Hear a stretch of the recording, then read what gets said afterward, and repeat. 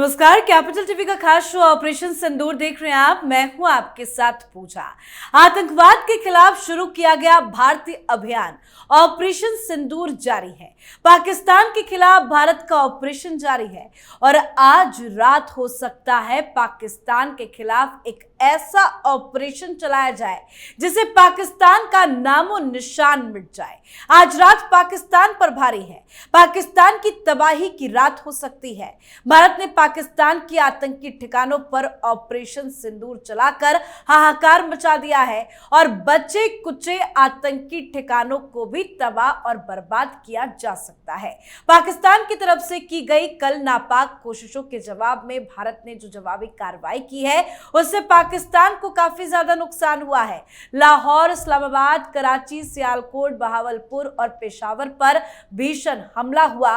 पाकिस्तान का कराची पोर्ट तबाह कर दिया गया। पाकिस्तान के 2 JF-17 और 2 F-16 फाइटर जेट भी मार गिराया गया।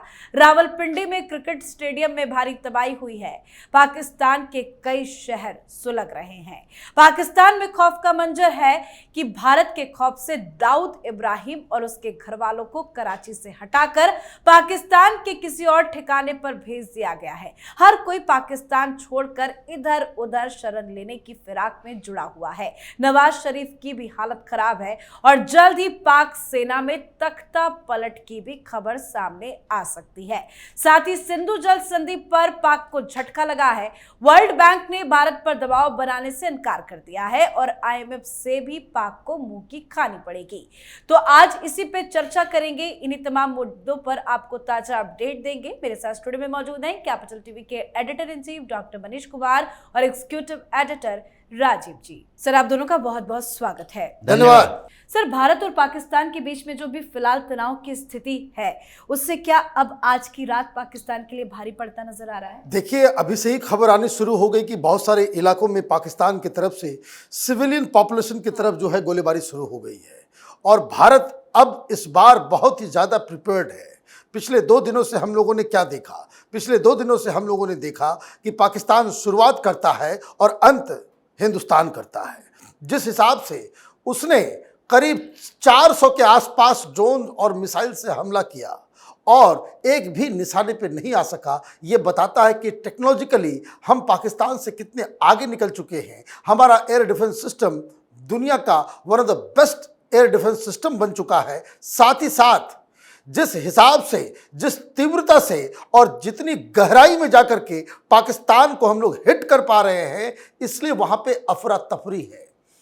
आपने अपने इंट्रोडक्शन में बताया कि किस तरीके से वहाँ पे दाऊद इब्राहिम को भगाया जा रहा है। ये सारे लोग चूहे बन करके बिल के अंदर घुसे हुए हैं।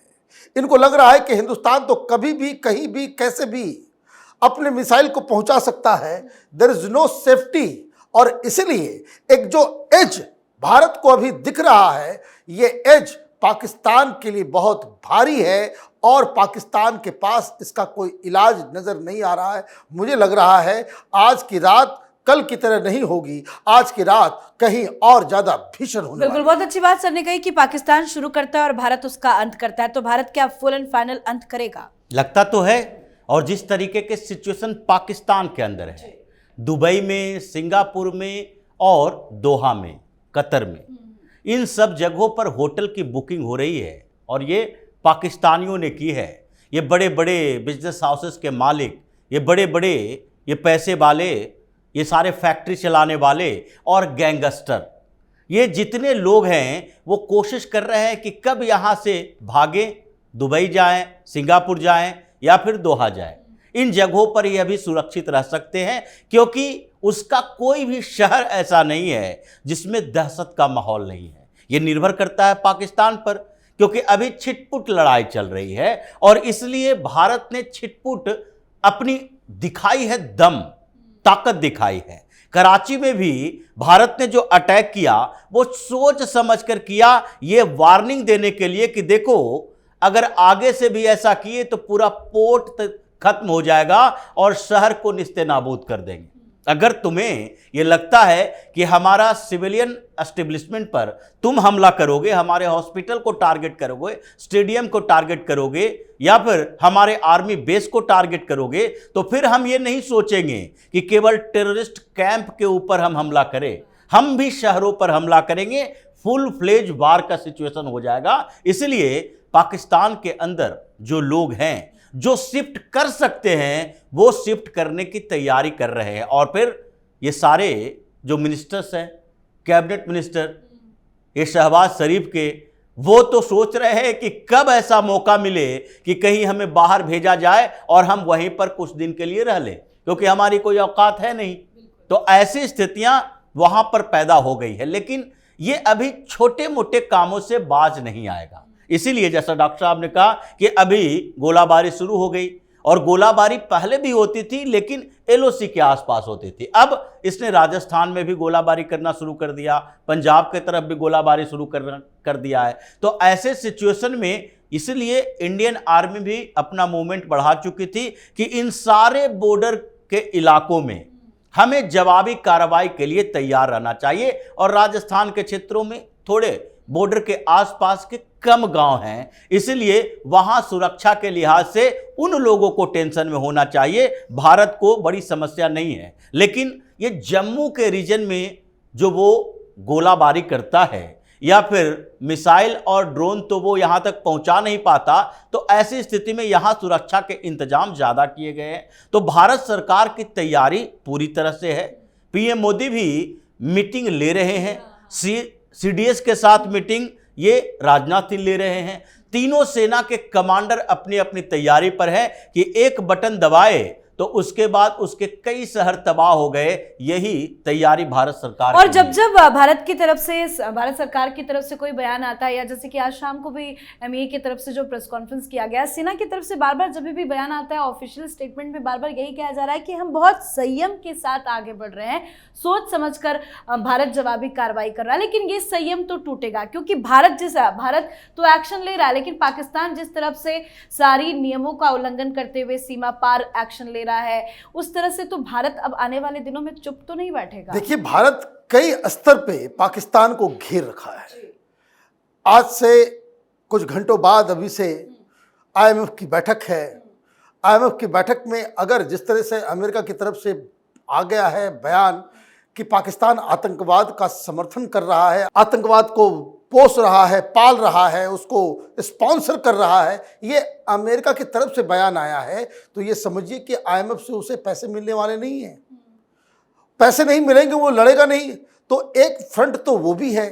दूसरा फ्रंट राजीव ने बताया कि किस तरीके से नेवी पूरी तरीके से कराची पोर्ट के ऊपर वो कब्जा कर सकती है।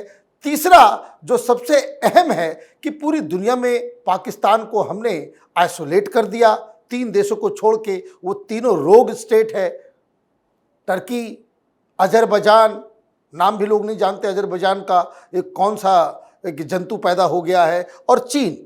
इसके अलावा पूरी दुनिया हिंदुस्तान के साथ है। लेकिन अब सवाल ये है कि ये हिंदुस्तान को ये समझना पड़ेगा कि we are at war, we must declare it. वो बार बार हिंदुस्तान के इंटरनेशनल बॉर्डर को क्रॉस करके यहाँ पे हमले कर रहा है, तो यहाँ तो अब बर्दाश्त की सीमा को ऑलरेडी वो लांघ चुका है।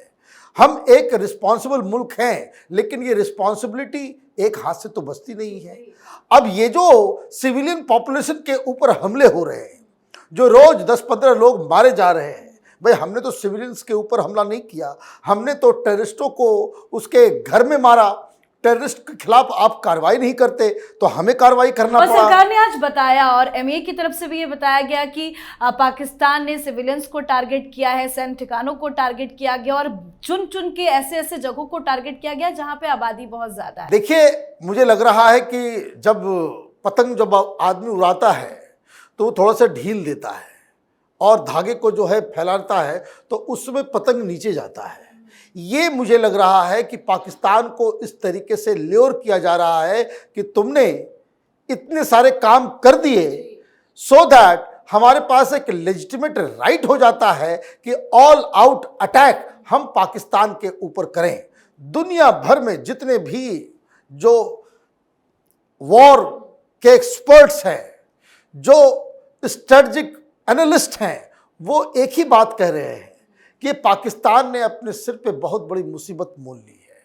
भारत के सामने वो टिकेगा नहीं और ये न्यूक्लियर थ्रेट और बाकी सारी चीज़ें वो तो हवाई हो गई है, क्योंकि हिंदुस्तान जिस हिसाब से आज दिन भर मीटिंग्स हुई, जिस तरह से सीडीएस की ब्रीफिंग हुई, जिस तरीके से प्रधानमंत्री मोदी नेवल चीफ से मिल रहे हैं, आज रात कुछ बहुत भयंकर काम होने वाला लेकिन राजीव सर, 100-200 नहीं, जो ऑफिशियली जानकारी सामने आई है 400 मिसाइलों का इस्तेमाल किया गया, 34 लोकेशंस को टारगेट किया गया। क्या ये अघोषित वॉर की शुरुआत हो गई है? देखिए, पाकिस्तान ने जो तरीके अपनाए हैं और हिंदुस्तान की जो रणनीति है, ये आधुनिक युद्ध प्रणाली है। अभी जितने भी युद्ध हो रहे हैं, जैसे फिलिस्तीन और इजराइल के बीच, इतने समय से चल रहा है, लेकिन ऐसा नहीं होता है कि बड़े खतरनाक किस्म के बम का इस्तेमाल किया जाए जिससे मास डिस्ट्रक्शन हो। इससे देश की बदनामी होगी। हम एक परंपरागत तरीके से युद्ध लड़ रहे हैं, जिसमें इस्तेमाल क्या करेंगे,